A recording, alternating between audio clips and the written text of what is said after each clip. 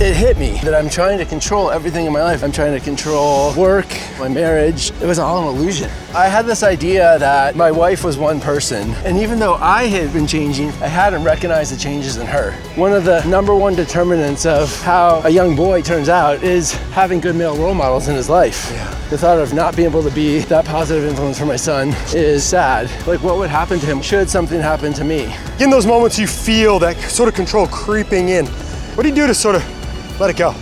Step one, recognize. Step two, name it. And then the third step, 20 years from now, what do you want your son saying about his dad? This is a good size race. That is a big way.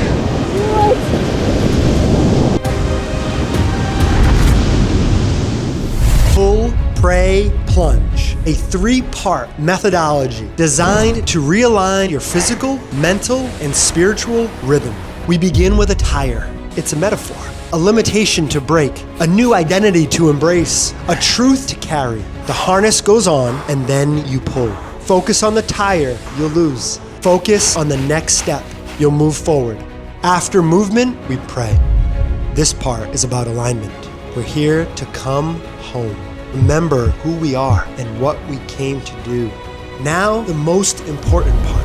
Walk into the Pacific with your word. Walk out with a shift, a recommitment to your next chapter. It's a full body reset for presence and peace. Move your body, still your mind, stir your spirit, seal your promise in water.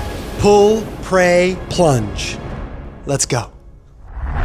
Welcome to Pull, Pray, Plunge. I'm your host, Adam Cobb, and I am here introducing my guest, Mark Leibowitz. Mark Leibowitz. Great to see you. Good morning. Good morning. God, look at the sunrise. It's amazing. Come on, let it in. Mark is a director, photographer, award-winning, all those things, and dad, amazing husband and friend, and somebody who is just so generous. That's how I know you. I'm wondering, any thoughts you have before we do pull, pray, and plunge? I'm excited. Let's get into it. You excited? Yeah. Ready to go? Cool. So I'd love to start this off with, what are you pulling right now in your life?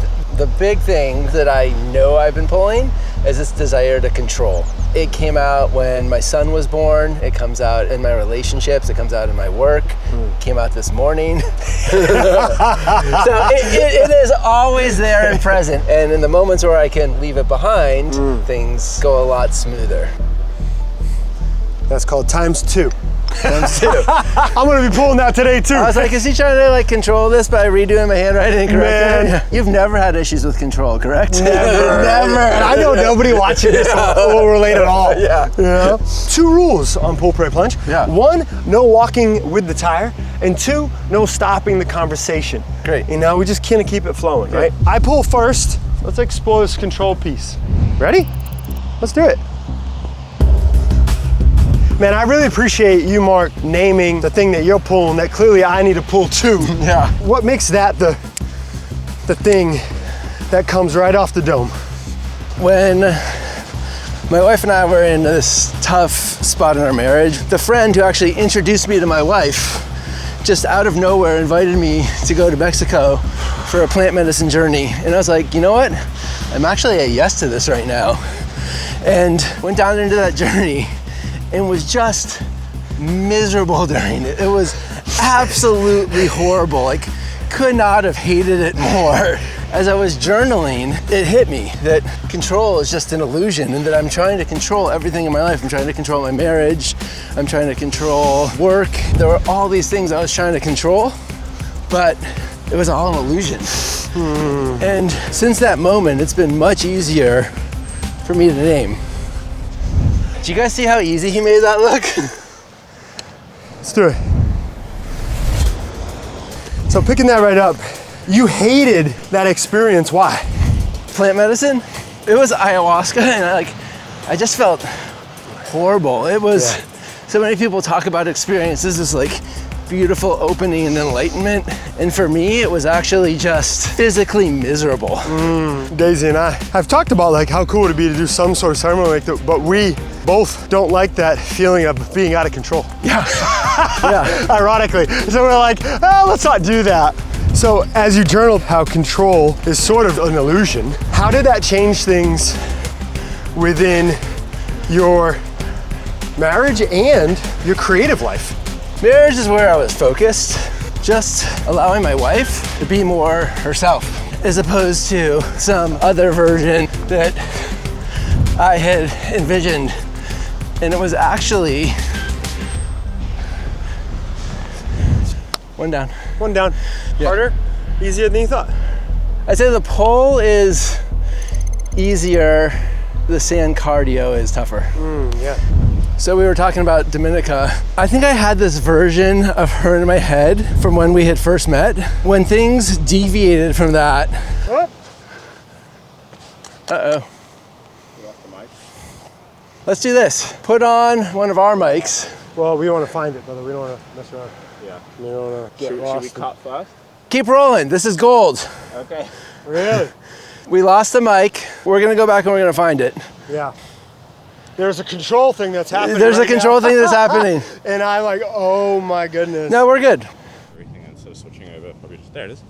Oh, come on. Did Adam drop the mic intentionally so that we had to double back and run more?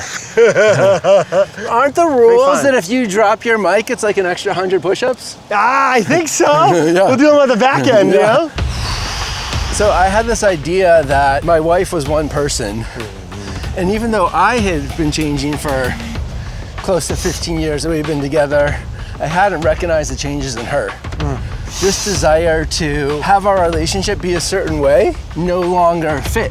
And I was very resistant trying to control what I thought it should be, as opposed to let it evolve into what it was meant to be. And then once you did that, boom. Everything was perfect and our relationship has been easiest, most sailing ever since. Just bliss since. Just bliss since. I mean, I don't know that there's been one argument. First 9 months of the baby's life were easy. Yeah, yeah. It's funny, right? You have a child and you're like, some people think they have a child and it's just, if there are things that are sort of unresolved, Yeah.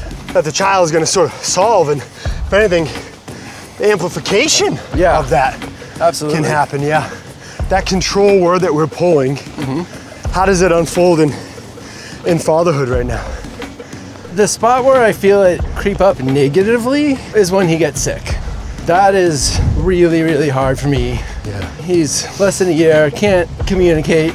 That's tricky, isn't it? You just wanna hold him, Yeah. let him know he's good. So then, how does that manifest? What does it turn into? Just telling myself that he's gonna be okay, I'm gonna be okay, Yeah. and to really work on enjoying the moment. Because at 9 months, even when he's sick, he still wants to do all the baby things. Yeah. There's a freedom in that. You do 2 now? Yeah, switch. That came really fast. Yeah. Jeez. Too easy. Mic check on Adam, still here. Check, check, check. Okay. Slow and steady, huh? Slow and steady. Well, we're on our second pull.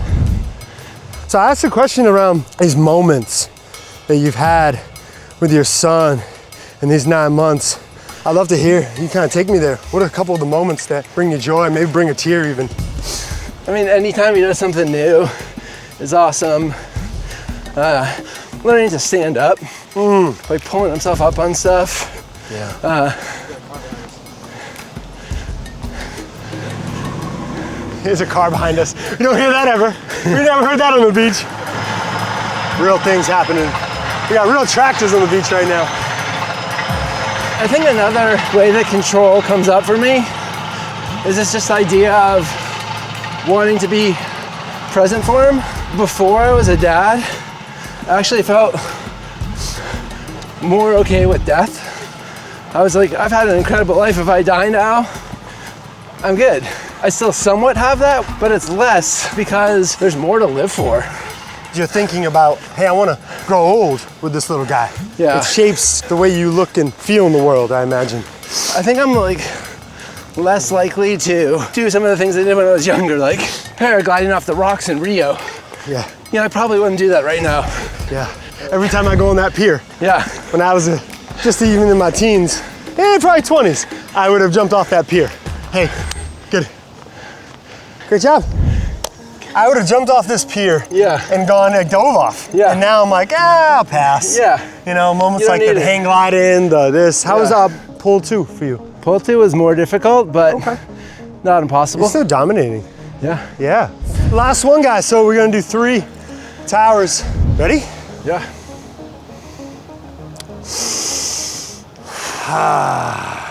Here we go.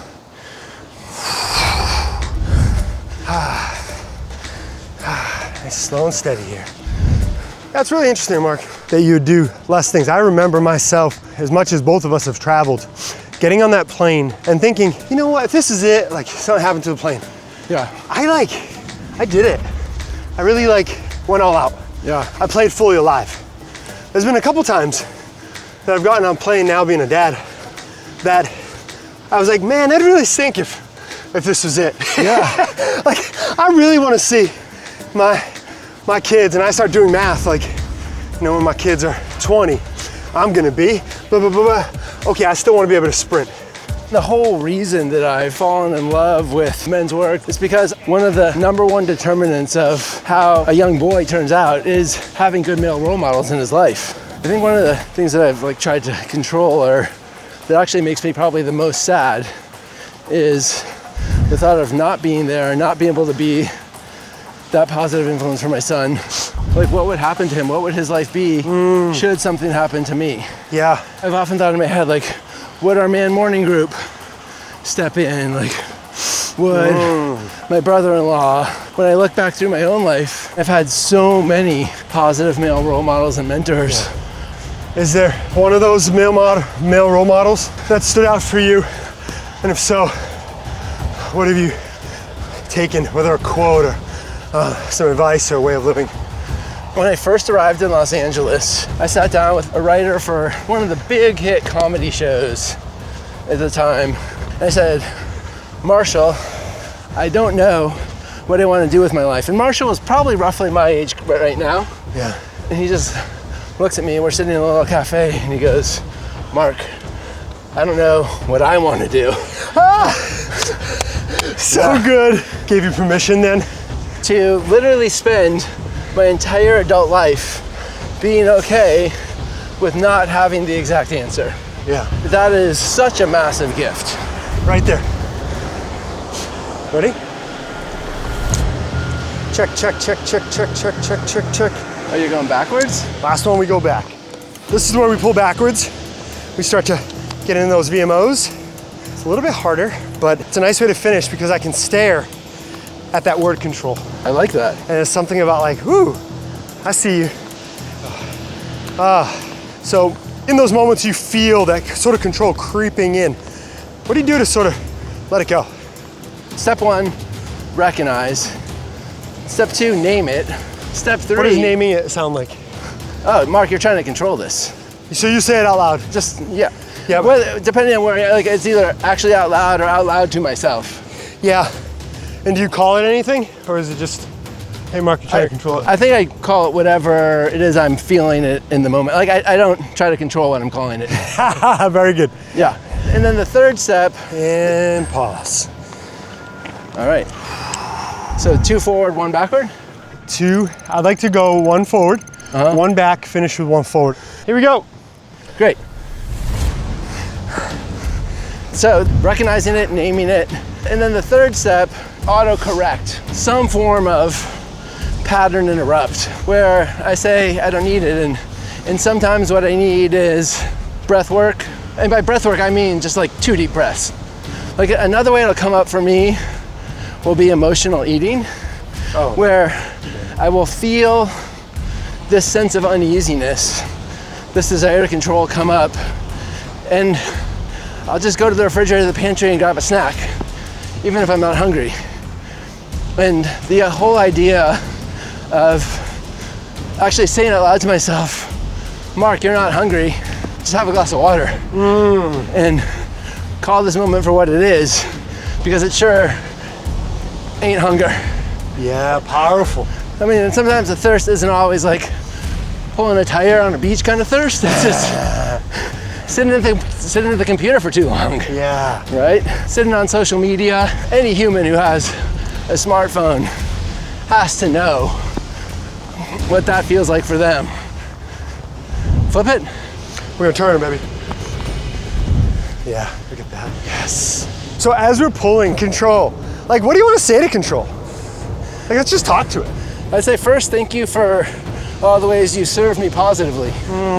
You have allowed me to accomplish a lot of things in life that are really meaningful and that make me a better, happier person.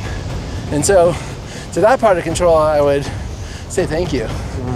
To the parts of control that have led me to be controlling of others. Again, like thank you for the lessons. In hindsight, I wish I could have picked up on it, but I didn't. And so moving forward, just keep learning from it. So yeah, because I'd say control is not going anywhere. Yeah, we're not cutting it. Yeah. As much as sometimes we want to. Yeah, you're like, you can't.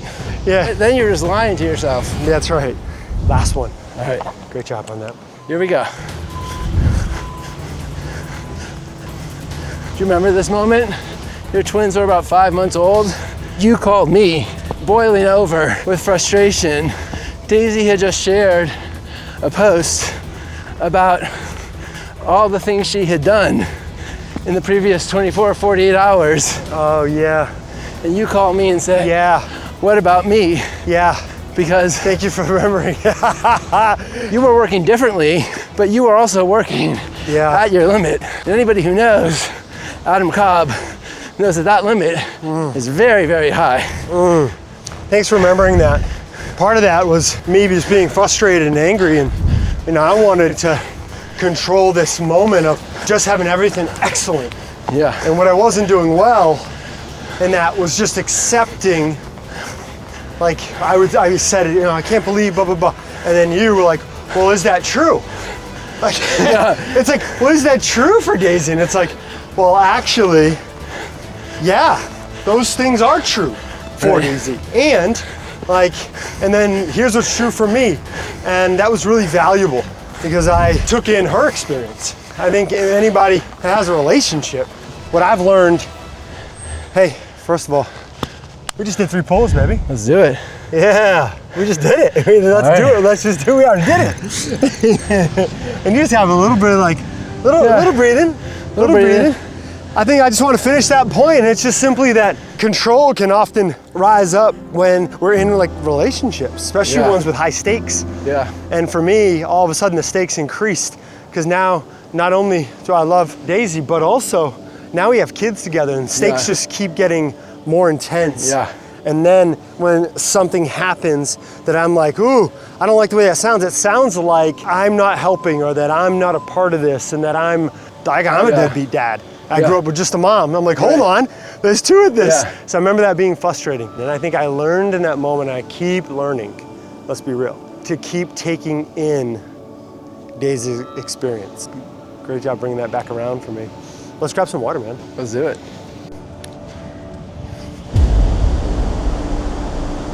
I couldn't help but think of our first recording in the studio just before you had your son and some of the thoughts that were coming up. And I'm wondering, since then, what has he taught you? That all emotions are possible in every moment. that it is like his ability to switch from just absolute joy to just screaming frustration and then back to joy. There's a beauty in that fluidity. 20 years from now, what do you want him saying about his dad? I don't need to control his narrative of me, but I would hope that I will let my own vision for what he needs to be step aside so that his vision for who he wants to be can come through. That feels like a huge one. I appreciate there's people like you in the world. One that I know and am very close with that gets to share that.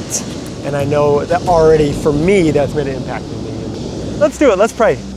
Palms down if we feel like we need a ground, palms up if there's a letting go that feels important, or even hands over heart if the heart needs a little tender loving this morning. I'll start something and then you finish it, yeah?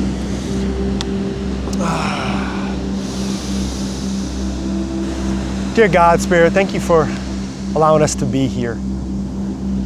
Be here in front of this vast ocean. The power of those waves coming in and out. Just a really beautiful reminder that we can't control anything. And to be able to have a conversation. Two dads, new dads, that are pulling this thing control and how it can surface in different areas. And we ask for some guidance and some listening and some nudges along the way of how to let it go and also how to say hi to it quicker. How to be with it. How to have peace in those moments. Thank you for Mark's yes. And I just ask that you continue to bless his boy and his wife and him, all his creative projects, and that this year is the best year yet. Thank you, Adam, for bringing me here. Thank you for the difficulty and joy of the pull, pray, plunge. Thank you for all the struggles that have led to us being here and the growth that they've caused. Thank you for the opportunity to keep learning and growing and make mistakes and just be alive, because it's really, really beautiful. And finally, just to echo Adam, thank you for the opportunity to see him in all of his glory and wisdom, and his beautiful wife and beautiful children, and may we all continue to be blessed. So it is. Amen, amen. Yes, we made it. Before we go in, I'm wondering if there's one sort of action step that we could just take towards control. What's one thing that feels right? I mean, I would say just float in the ocean for a second and like feel the ocean being in control and not us. Like give up control and let something bigger than us just be super us. present to that moment. Yeah. Beautiful, let's do it.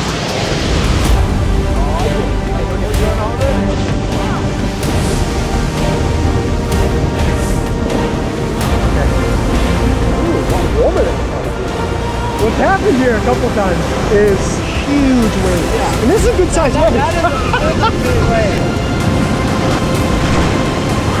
Woo! This is the first time I actually film it in the water. This is great.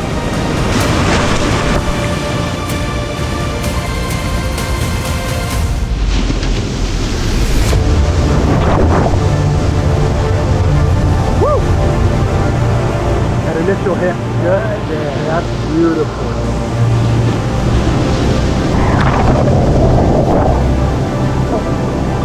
Woo! I love it, brother.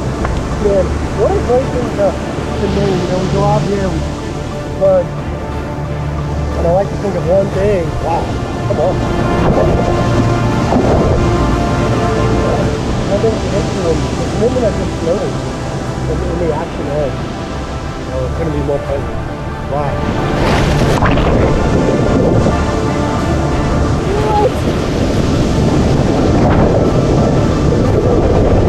I'm not able to float right yet.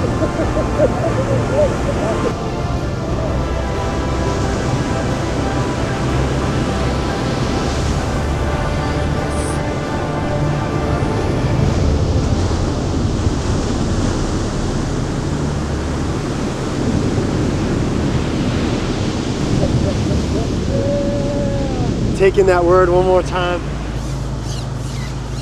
We'll be pulling that forever. Yeah, just bring it in. Yeah, we'll bring it in right here. All right, come on. Oh, hey, it's been an honor pulling control with you. If you could just share how this pull, pray, plunge experience was for you. It was fun. Yeah. It was fun. It's incredible to get to be out here, wake up early, exercise, sit and reflect, and then get in the ocean. Well, thanks for saying yes, brother. Yeah. You're the best to ever do it. Yeah. And I've been so grateful to be out here. And thanks for watching. Thanks for watching Mark and I pull control. You got to make a difference. Until next time.